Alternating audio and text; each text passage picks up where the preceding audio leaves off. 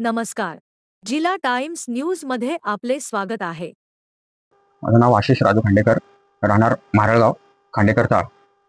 आणि काल 29/5/2026 सायंकाळी 7:25 तीन इसम माझ्या दरवाजात आले. त्यावेळेस माझ्या बहिणीने दरवाजा बंद केला. मला माझ्या बेडरूममध्ये बायकोनी बंद करून ठेवला. ते 3 व्यक्ती गेले. त्यानंतरच का बहिणीने दरवाजा खोलला, त्याच वेळेस ते 3 व्यक्ती घरामध्ये शिरले आणि बहिणीला एकाने मागणं पकडला. दोघा जणांनी एक हात पकडले एकाने आणि एकाने छाती प्रेस केली.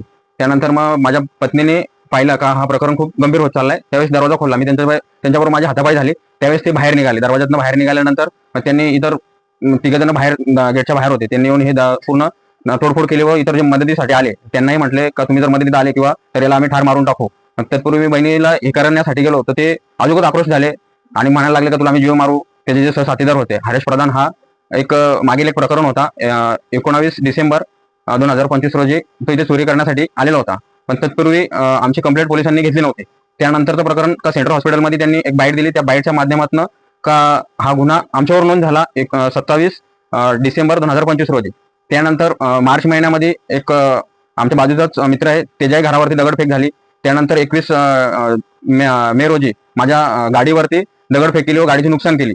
मागची काच, पुढचा बंपर असं नुकसान करून ते गेले. आणि 29 डिसेंबर रोजी ते रात्या घरी येऊन हा हमला केला.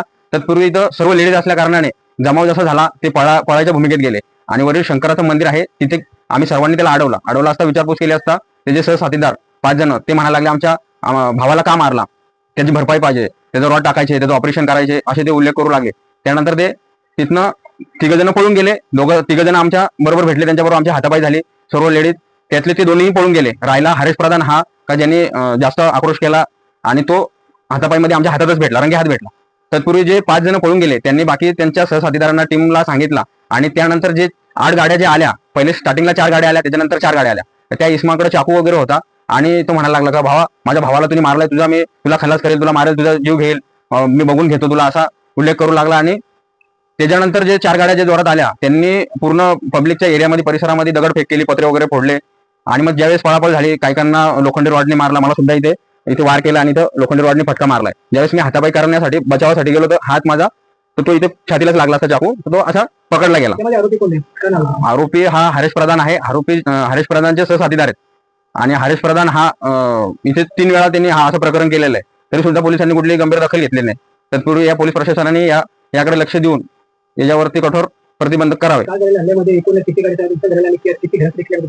इथे 10 ते 15 घरांचं नुकसान झालंय. पण तत्पूर्वी बाकी जण घाबरतात आहेत का दहशतीचं वातावरण होईल, आम्हाला मार्केटमध्ये जायला लागतो तर इथे आम्हाला मारणार, त्यामुळे बाकीचे धावत नाही. पण ज्यांना लागलेले आहे, जे स्थानिक आहेत ते प्रखरपणे पुढे आलेले आहेत. जे रूम खोलीवाले भाडुत्री आलेले आहेत ते पुढे येण्यासाठी मजाव करत नाहीयेत. मागणी एवढी जे पोलीस प्रशासनाकडे का त्यांना कठोर कारवाई व्हावी व यापुढे कुठेही परत असा हल्ला किंवा या परिसरामध्ये गंभीर दखल अशी पोलिसांनी घ्यावी का हा परत असं प्रकरण व्हावं नाही व माझ्यावरती जीव घेण्यापर्यंत असा हल्ला व्हावा नाही, याकरता मी पोलीस प्रशासनाकडे निवेदन करतो का त्यांनी ही दखल घेऊन आमच्या एरियामध्ये प्रत्यक्षात रात्रीचे 2-3 वेळा व्हिजिट करावी. गुन्हा दाखल केला रात्री 2 वाजता. त्यामध्ये 2 आरोपी पकडले गेलेले आहेत. हरेश प्रधान आणि त्याचा सहसाथीदार आहे. 3 पकडले गेलेले होते, पण एक अल्पवयीन असल्या कारणाने त्याला रात्रीचेच 2:30-3च्या सुमारास त्याला सोडला गेला का तुला बाल सुधारगृहामध्ये. आता ते पोलिसांनी त्याच्यावर कोणत्या प्रकारे कारवाई करतात ते आपल्याला माहिती नाही, पण ते आपल्याशी बोलताना म्हटले का बाल सुधारगृहामध्ये त्याला आपण सोडू. आणि काल अज्ञात व्यक्ती इथं 4-5 जण आलेले, इथं या घरावर हल्ला केला, या मुलावर पण हल्ला केला. त्याच्या बचावासाठी आम्ही सगळेजण वरती गेलो, ते पळाले त्यांना पकडायला. तर तिकडनं आमच्यावर पण हल्ला केला, त्यांनी दगडफेक केली. काही महिला आहेत त्यांनी पडल्या पण आणि मारहाण पण झाली. कोणाकडे चाकू होते, कोणाकडे रॉड होते मोठे मोठे. त्या तुरुणी सगळे आम्ही या पोराला वाचवायला गेलो होतो तिकडे वरती, कारण हा एकटाच होता, माणसं कोणी नव्हते घरी, सगळे लेडीजच होते. आम्ही त्याच्यासाठी आम्ही तिकडे गेलो, तर त्याला एकाला पकडलं तिथं. तर त्याचे साथीदार पळाले, तर त्यांनी ते वरतून गँग सगळे घेऊन आले आणि ते बोलायला लागले या पोराला पकडलं का तू माझ्या भावाला मारले, तुला आम्ही मारणार. मग आम्ही सगळे बचावासाठी आले, त्यांच्याकडे हत्यार होते. मग सगळे त्याचा जीव घेऊन पळायला लागले का बाबा आता कोणाला लागल कोणाला नाही लागणार. पण ह्या पोराला पण वाचवायचा प्रयत्न केला, तरी पण त्याला मारलं. चाकू तर ते लागलेलं आहे, त्याला वार लागलेला आहे त्याला. तर सगळेजण पळालो. तर एक ही बाई आहे, हिला रॉड लागला, दगड पण फेकून मारली.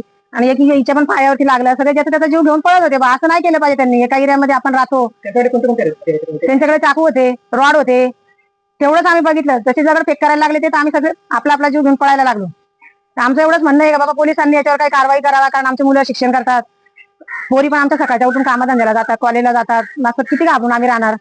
आमच्या सरकारकडे एकच मागणी आहे की आमची गाय संरक्षण करावा त्यांनी. घरच्या घरात कोणी नसताना एकटी मुलगी होती, ती दरवाजा लावायला लागली तर ते दरवाजाला लाथा मारताना आम्ही बोललो की त्यांच्या घरात कोण नाही, एकटी मुलगी, तू काही जाऊ नको. तर तो आम्हालाच बोलायला लागला.